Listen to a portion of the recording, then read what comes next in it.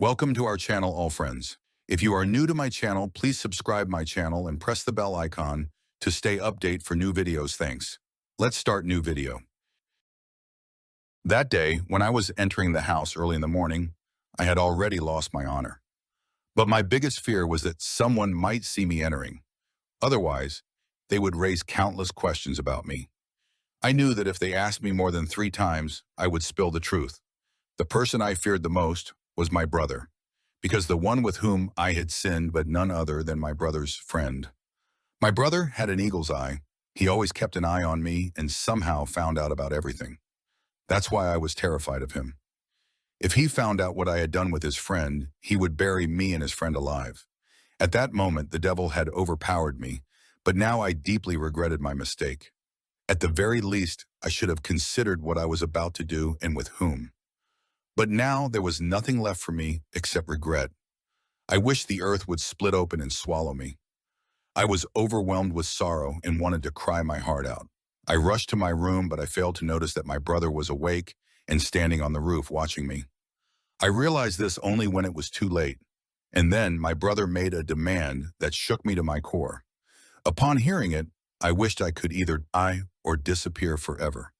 Somewhere no one could ever see me. I could never have imagined that my brother could be so cruel. That night I cried endlessly and begged my Lord for forgiveness.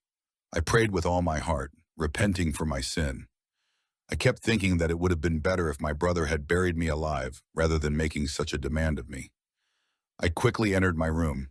I had barely been sitting there for a short while when I heard a knock on the door. The sound made my heart race, filling me with a dreadful sense that something was terribly wrong. My sister, who was asleep on the bed, stirred and mumbled, "Go open the door." The night before, I had mixed sleeping pills into her milk, which was why she had been unconscious all night. I never expected her to wake up so early. Thankfully, I had made it back into the room before she did. I pretended to be asleep and told her, "I'm not opening it. Go check yourself." The truth was, I was too scared to face anyone in the house. If my mother or brother were at the door, my tears would give me away, and they would start questioning me, questions I could never answer. I felt an emptiness within myself, and why wouldn't I? I had lost everything. A girl has nothing but her honor, and I had gambled mine away. I was utterly shattered. I couldn't stop myself from crying as I thought about my cousin, to whom my mother had already engaged me.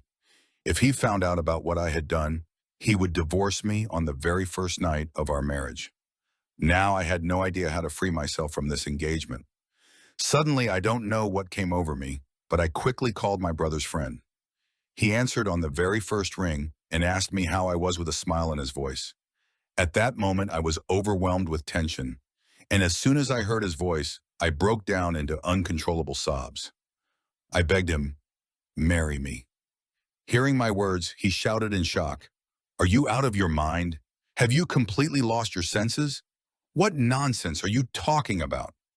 Now it was my turn to be shocked. This man had promised me that he would marry me, but only if I fulfilled his demand first. I had fallen into his trap, gone to him, and fulfilled his demand, but now he was outright denying his promise. I pleaded with him desperately, begging, "For God's sake, don't do this to me. If you leave me like this, I won't be able to face anyone. In fact, I can't even marry anyone else now except you." He abruptly ended the call, saying, "If you keep pestering me, I'll tell your brother everything. I'll tell him the truth, that his sister has been chasing after me." The mere mention of my brother's name made my heart stop. If my brother found out, I couldn't even think beyond that. I knew that man would put all the blame on me and act innocent in front of my brother. Fear engulfed my entire being, making me tremble. Meanwhile, my sister had to leave for college. She stood outside the bathroom door, knocking repeatedly and asking me to come out. I quickly wiped my tears and stepped out. The moment she looked at my face, she was startled. With concern in her voice, she asked, "Have you been crying?" Hearing her words, I quickly shook my head in denial. But at that very moment, tears welled up in my eyes again and streamed down my face. I desperately needed support from someone. I threw my arms around her and started sobbing uncontrollably. Seeing me cry like this early in the morning, she became even more worried. What happened to you? Why are you crying like this? Tell me the reason. If you keep crying without telling me why, I'll only get more worried, she said. I shook my head in response, held her hand tightly and whispered, I've made a terrible mistake. A mistake so big that I can't even face anyone anymore. Hearing this, my sister tried to comfort me. Don't worry, if you have made a mistake, seek forgiveness from your Lord. He will forgive you. As for people, don't concern yourself with them, just focus on pleasing your Lord, she reassured me. Perhaps she thought that the mistake I was calling big wasn't actually that serious. But she didn't know I had committed a sin so grave that even my Lord had prescribed a punishment for it. She was younger than me, yet far wiser. I cried in her embrace for a long time, trying to lighten the burden in my heart. But no matter how much I cried, my heart refused to feel any lighter. Suddenly she said, I'm getting late for college. I'll talk to you in detail when I get back. Hearing her words, I quickly pulled away from her. I hadn't slept all night, but still, sleep wouldn't come to me. All I felt was endless regret. I wanted somehow to separate this sin from my existence, but it was not just difficult, it was impossible. I had done a great injustice to myself. This realization struck me in the evening when I was sitting with my entire family for dinner. I wasn't hungry, but I had no choice but to sit there because it was a tradition in our house. No matter what, we all had to have dinner together. Whether someone was unwell or had any other reason, they were still required to be present at the dining table. That was the only reason I was sitting there. Instead of eating, I was absent-mindedly playing with my plate when suddenly my brother called my name. Hearing him call me, my heart pounded with fear once again. I lifted my gaze to look at him and found him staring at me with a strange and unsettling expression. He had never looked at me like that before. A strong sense of unease settled in my chest. For a few moments, he kept looking straight into my eyes as if trying to remind me of something. And then I remembered. That night, I quickly lowered my gaze. When I gathered the courage to look at him again, he was smirking. He had succeeded in making me recall everything. Now I felt my blood pressure drop. My head felt light, and I began feeling unwell. A terrible thought struck me. Did my brother find out? My mother had been watching both of us closely. When my brother called my name but didn't say anything, she scolded him. What kind of behavior is this? If you don't have anything to say, then why did you call her? You've drawn everyone's attention for no reason. My brother, in an unsettling tone, replied, I do have something to talk about with her, but it's a detailed conversation, and I don't think this is the right place for it. Our matter is a little different. Isn't that right, Nita? Saying this, he turned toward me. With great difficulty, I managed to nod my head. My sister was watching my face closely. She asked, Did brother say something to you? I quickly shook my head and lowered my gaze back to my plate. My eyes were brimming with tears, but I couldn't leave the table until our father finished his meal. So I sat there, struggling to hold myself together. A few moments passed, and then my brother spoke again. Where were you last night? His question was completely unexpected. I never thought my brother would ask me something like this. Nervously, I looked up at him. His eyes were blazing with anger. How did he find out? Did his friend tell him? Or did he see me entering the house in the morning? These questions swirled chaotically in my mind, but I had no answers to any of them. And I wouldn't have an answer until I spoke to my brother myself. But I didn't have the courage to face him. I tried to comfort myself, thinking, if my brother really knew, he would have already destroyed me by now. He would have killed me for honor. But he hadn't done anything like that. So I convinced myself that this couldn't be about that night. It must be something else entirely. I kept sitting there, reassuring myself over and over again. Suddenly, there was a knock on my bedroom door. I glanced at my sister, who was sitting with her books open in front of her. I told her to go and open the door. She looked at me in a way that clearly said, Can't you see that I'm studying? Her expression made it obvious that she wasn't willing to get up. So I had no choice but to go myself and open the door. Standing there was my brother. Seeing him at this hour of the night sent a shiver of fear through me, not because of anything else, but because I knew he was going to talk to me in detail now. He cast a quick glance at my other sister, who was sitting in the room, then turned to me and said, "Come to my room immediately. I need to talk to you about something important." As soon as he said this, my entire body started trembling with fear. It felt as if all the strength had drained from my legs. My brother left for his room, but I remained frozen in place, standing there like a statue. I had only been standing there for a moment when suddenly I felt a hand on my shoulder. A loud scream escaped my lips. My sister quickly covered my mouth with her hand and whispered, "What's wrong with you? Have you gone mad? It's just me." Tears welled up in my eyes again. She placed her hands on my shoulders and said, "Nita, what is happening to you? You're scaring me.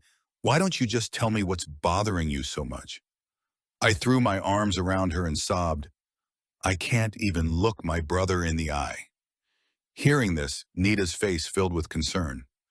"What have you done that you can't even face him?" she asked. I shook my head. "I can't answer that, so please don't ask me," I said firmly. I was still standing there, arguing with her, when I heard my name being called again. This time my brother sounded furious. I left Nita standing there and walked toward his room, knowing I had no choice but to listen to him.